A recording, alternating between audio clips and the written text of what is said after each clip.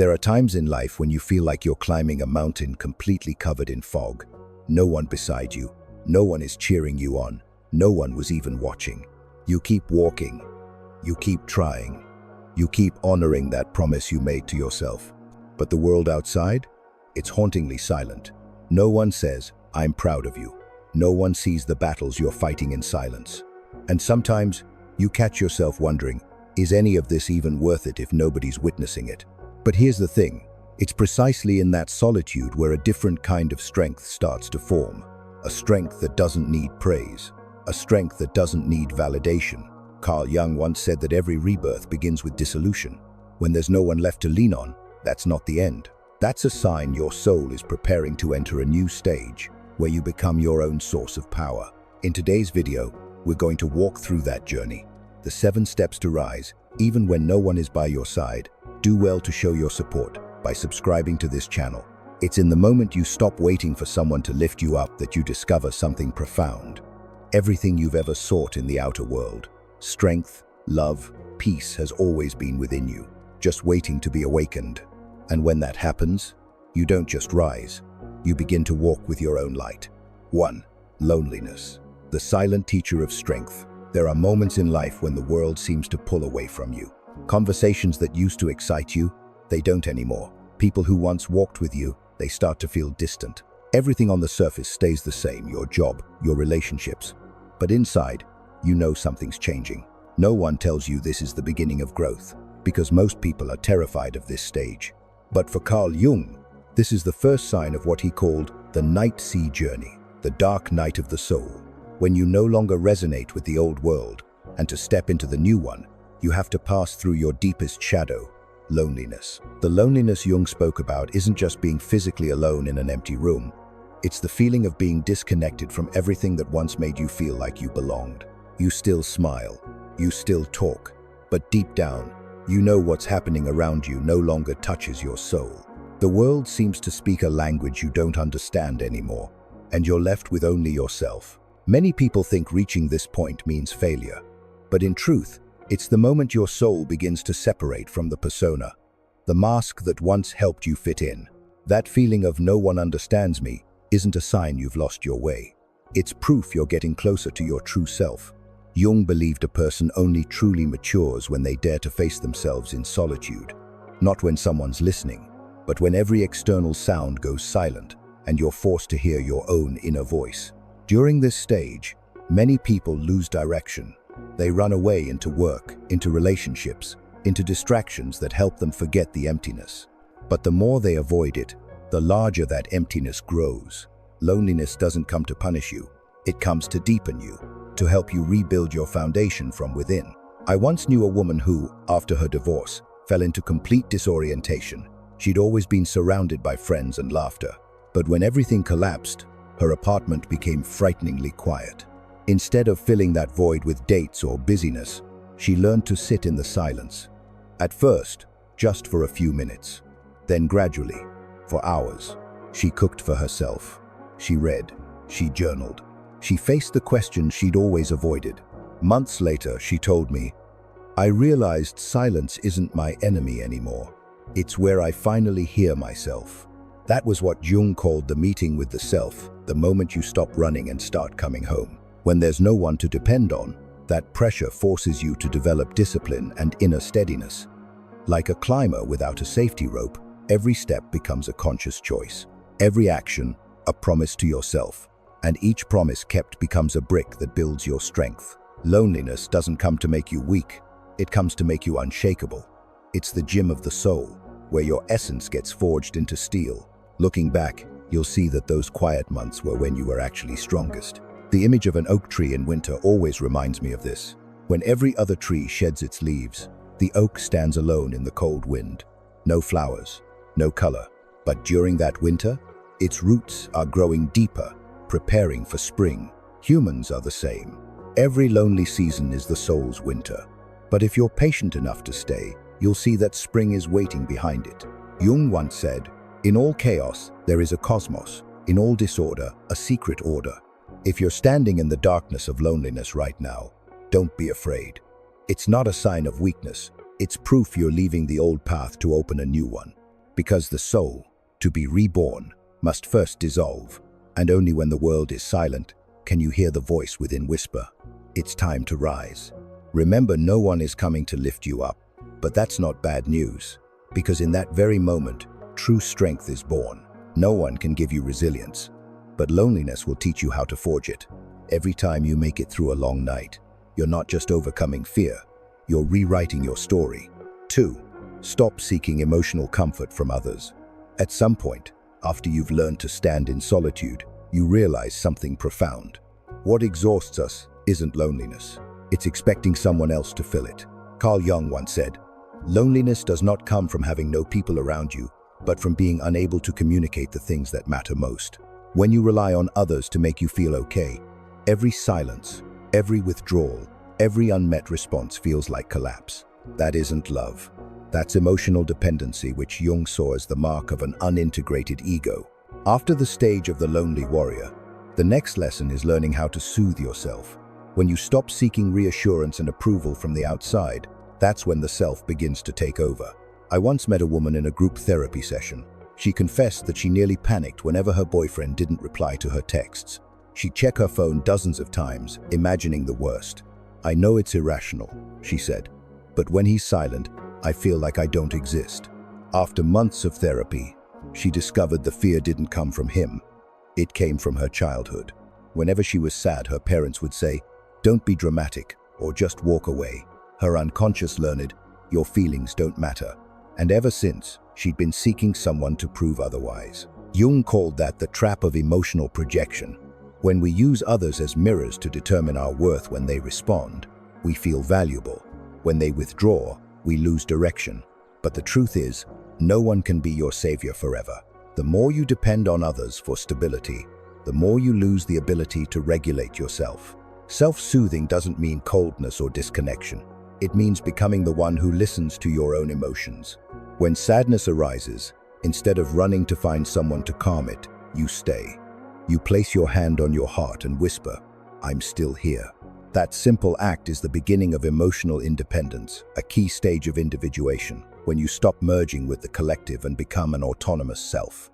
A person who knows how to comfort themselves doesn't need constant responses to feel valuable. They don't need instant replies or compliments to keep going. They can sit quietly in a cafe, enjoying their coffee alone, feeling complete in that moment. That's not coldness. That's the highest form of freedom, freedom from the need to be validated. Jung said that all forms of dependence are the shadow of love. We call it attachment, but it's really fear of abandonment. The immature ego craves someone to confirm its worthiness. But when you look deeply into that fear, you realize it's not emptiness. It's an invitation to become the parent you once needed but never had. And then you understand what you thought you needed someone else to help you survive. You've had the power to do all along. In modern psychology, this is called emotional independence. It's not rejecting love or connection. It's refusing to hand over control of your emotions to anyone else. You still love, you still connect, but you don't lose yourself when relationships change. When someone leaves, you grieve, but you don't collapse. When someone goes silent, you listen, but you don't lose your worth. Someone with emotional independence doesn't need a rescuer. They can lift themselves up, wipe their own tears, and keep walking. And only from that place can they love truly, not out of need, but out of choice. Perhaps that's what Jung meant when he said, "The privilege of a lifetime is to become who you truly are." Because when you stop seeking comfort from others, you start seeing your own power. A power that doesn't depend, doesn't borrow, and can't be taken away. From the moment you stop waiting for someone else to make you happy, you begin to grow up. And if you're in that stage, no one understands, no one comforts, no one lifts you up, remember. It's okay. No one coming doesn't mean you're alone. It only means it's time to stand on your own 2 feet. Whisper quietly to yourself, "I don't need anyone to save me. I just need to not abandon myself." That's the second step, and the turning point to rising even when no one is there. 3. Stop complaining, the language of the victim ego. After you've learned to stand strong in solitude and soothe yourself, another subtle but demanding challenge arises. Stop complaining. Complaining is how the ego keeps you anchored in your comfort zone, the place where you get to see yourself as the victim. It convinces you that you have a reason not to change. But here's the irony. Every time you complain, You reinforce the belief that you are powerless. You're unconsciously sending the message, I have no strength. Carl Jung called this the shadow of self-pity. When you're trapped in that darkness, you stop acting and start repeating the same question, why me? As if the universe is unfair, as if the world owes you an explanation. But the real question isn't why me? It's what can I do with this? The moment you change that question, the energy trapped in complaint begins to move again. Jung once said, until you make the unconscious conscious, it will direct your life and you will call it fate. Every time you complain, your unconscious is running the show, turning you into a victim of circumstance. But when you look beneath the emotion fueling your complaint, you step out of the shadow and become the one steering consciousness again. Complaining is a clever habit of the mind. It makes you feel like you're doing something, but in reality, you're staying still. Each complaint is a form of delayed action. When you're busy blaming circumstances, you lose the energy to transform them. Others may hurt you, but only you can decide whether that hurt becomes a chain or a lesson. Think of a stone at the bottom of a river. The current is strong. It grinds against it, crashes over it, carries it away. But over time, the very flow that seemed destructive polishes the stone until it becomes smooth and luminous. Life is the same. It doesn't pause because you complain. It keeps flowing, keeps testing, keeps shaping you. But if you endure the flow instead of cursing it, you'll become stronger, clearer, more beautiful than before. Complaining feeds the victim ego, the part of you that always wants someone else to take responsibility for your pain. That ego loves to feel pitied, because as long as you're a victim, you're exempt from responsibility. But that's also the surest way to stay stuck. On the other hand, every time you stop complaining and take action, no matter how small, you reclaim the energy lost to your unconscious. You rise, not because someone pushes you, but because you choose not to stay in the dark any longer. Complaining often starts with small sentences. I'm so tired, no one understands me. I try so hard, but no one notices. Those phrases seem harmless, but they quietly feed an ego that believes happiness depends on others. Truly strong people don't need the world to comfort them. They can look directly at their pain, acknowledge it, and ask, now what can I do? A viewer once shared with me that after her friends betrayed her, she spent 6 months consumed by bitterness. I told anyone who would listen how awful they were, she said. But I realized I was telling the same story for half a year. That night, she wrote in her journal, if no one was around to hear me complain, would I still tell this story? The answer was no. The next day, she started writing about what she wanted to learn, to change, to create. It wasn't them leaving that hurt me, she said. It was that I held on to the story for too long. Stopping complain doesn't mean denying pain. It means no longer living in it. You can still feel sadness, disappointment, grief. But instead of retelling the wound, you use that energy to build something new. Each action, no matter how small, is a declaration to the universe. I am no longer a victim of this. Carl Jung once said, I am not what happened to me, I am what I choose to become. And that choice to stop complaining and start acting is the doorway to a new level of strength. Every time you stop saying, why me? And start asking, what can I do with this? You take another step forward. Because ultimately, that's how you rise even when no one is there.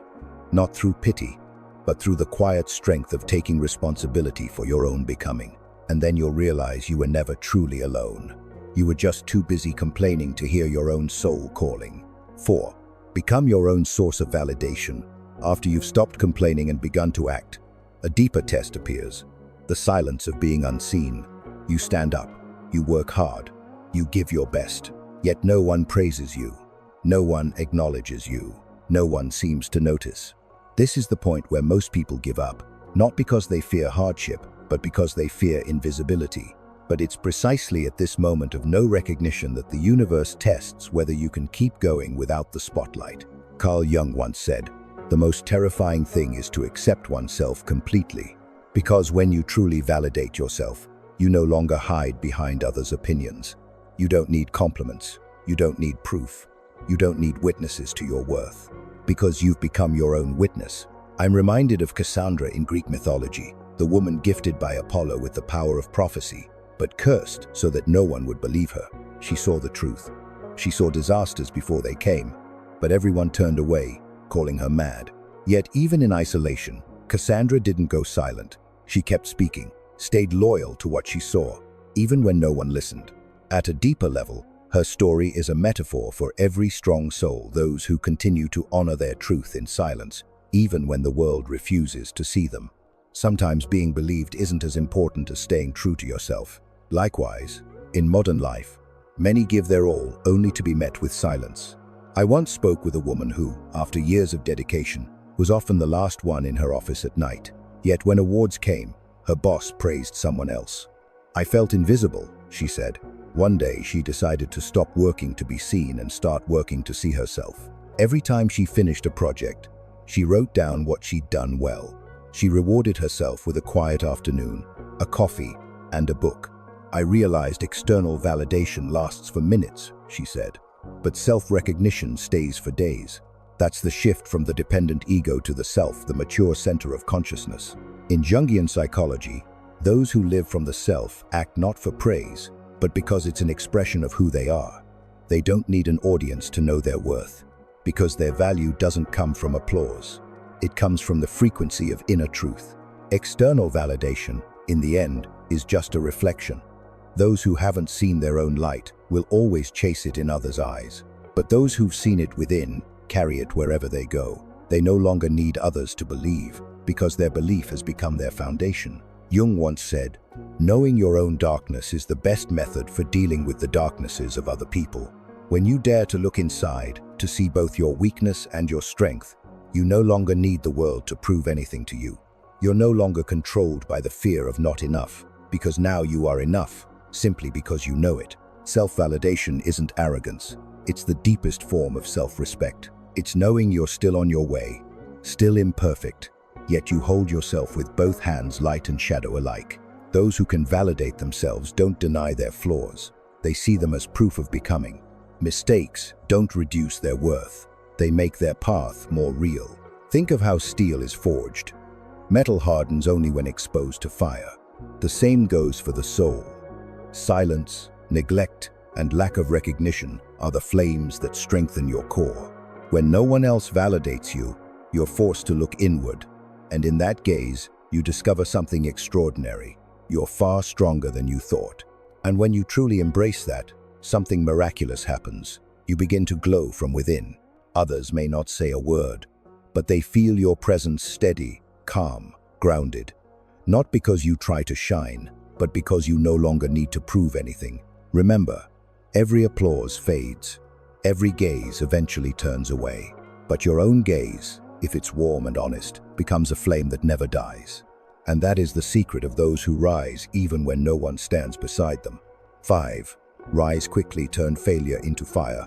Have you ever wondered why, even after becoming stronger and calmer, life still makes you fall? Especially when no one is there to lift you up. Failure, in its truest sense, isn't about loss or defeat. It's that moment when you stumble right on the path you believed in most. The times you thought you'd conquered your ego, only for one small event or word to shake you again. You feel weak, ashamed, and in that loneliness, you're tempted to go back to be the pleasing version others once loved, just to be accepted again. But as Jung taught, those falls don't come to destroy you. They come to reveal the parts of you that remain unhealed, the ones still waiting to be integrated and loved. Every time you fall, the shadow reappears. It's not punishment, it's illumination. It shines light on your hidden arrogance, your fear of criticism, your hunger for approval. And the moment you rise again without applause or support, your self expands. In a letter to Freud, Jung wrote, "Mistakes are, after all, the foundations of truth. Failure doesn't weaken you, it makes you real. Because only when no one catches you do you learn how to walk with your own strength." I once knew a woman who ran a small business. After years of effort, she was betrayed by her co-founder and lost nearly everything. For months, she lived in guilt and fear. But one day, her therapist asked, "If this isn't an ending, but a lesson, what is it teaching you?" She went silent, then said, "Maybe I never truly listened to my intuition."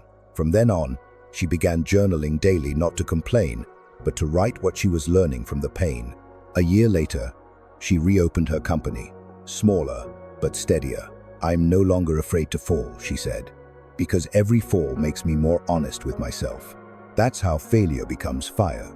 You can't grow in safety, because safety lulls the unconscious to sleep. But when you hit bottom, every layer of pretense burns away, and your soul stands bare.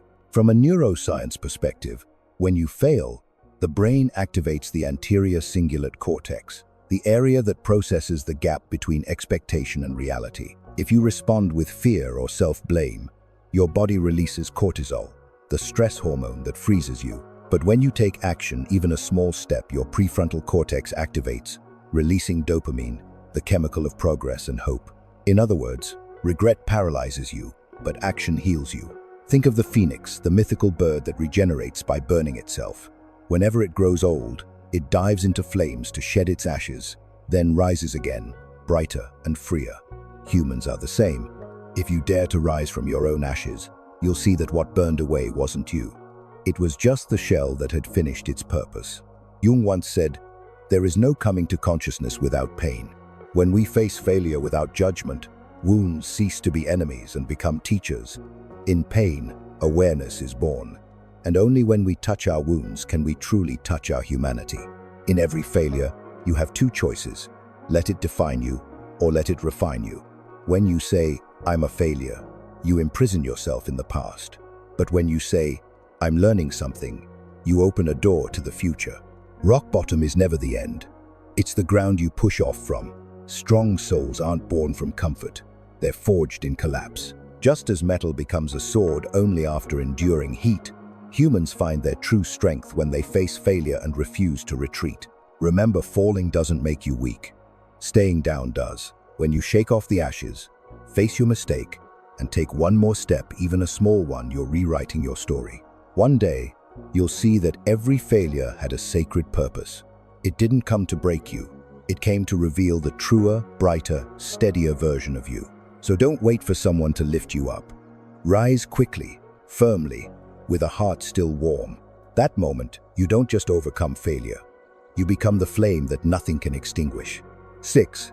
Act without relying on inspiration will over emotion. After learning to rise from your falls, a deeper lesson awaits. To act even when you don't feel ready.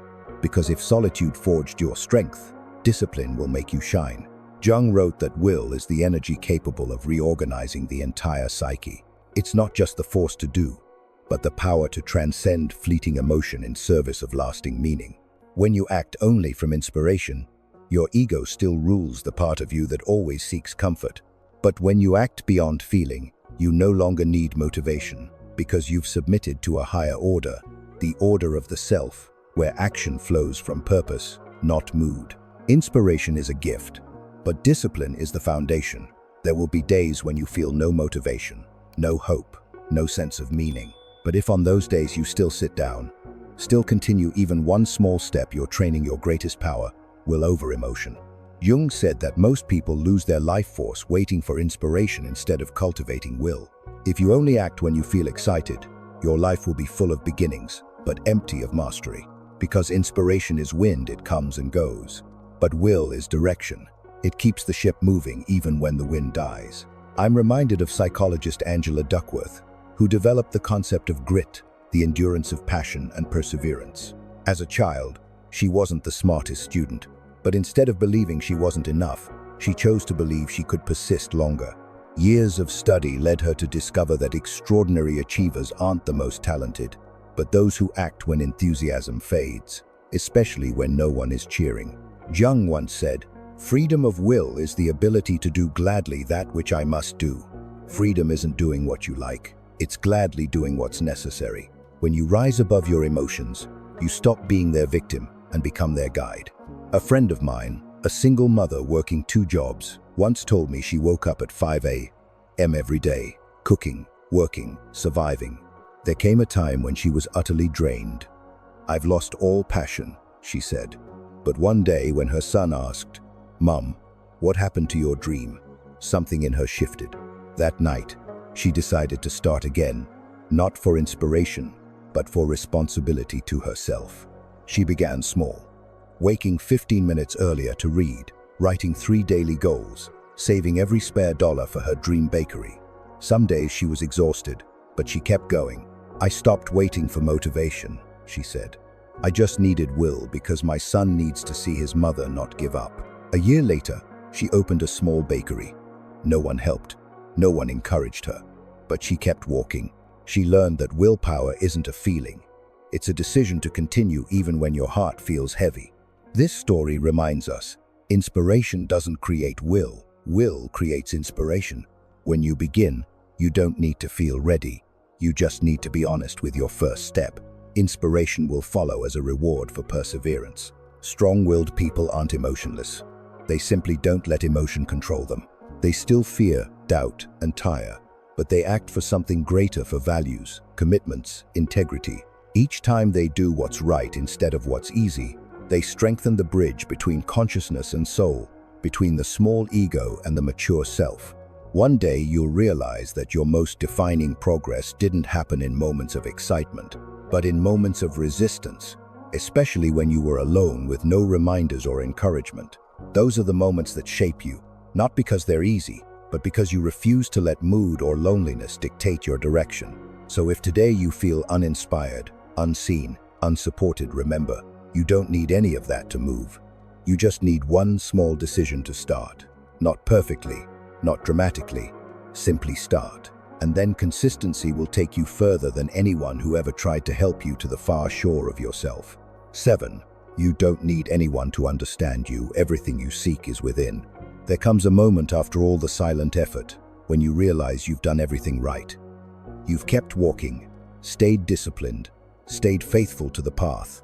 Yet the outer world remains silent. No one knows, no one understands, no one says thank you. And in that quiet, a subtle emptiness arises. Do all these efforts even matter? That's the final lesson. When no one is left to lean on, you must find your own light. When you crave understanding, you're still asking others to validate your existence. But no one can truly understand you, because only you know how deep your inner journey has been. Carl Jung once wrote, "Your visions will become clear only when you can look into your own heart."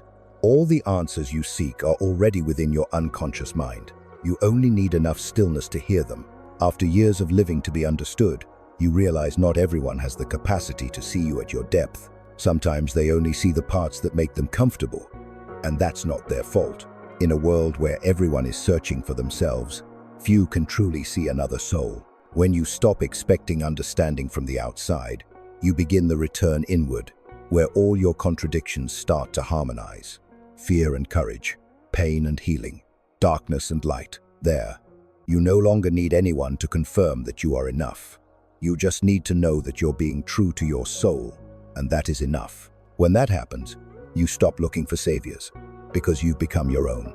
I once heard the story of a young painter who, after years of painting for trends and sales, fell into creative exhaustion. One day she left the city, rented a small house by the lake, and cut off all communication for a month. She painted again, not to show, not to sell, but to listen to what her soul wanted to say. When she returned, her art had changed, raw, alive, full of soul. A gallery in Berlin saw her new work by chance and invited her to exhibit. She said, "When I stopped trying to be seen, people began to truly see me." That's the paradox Jung described.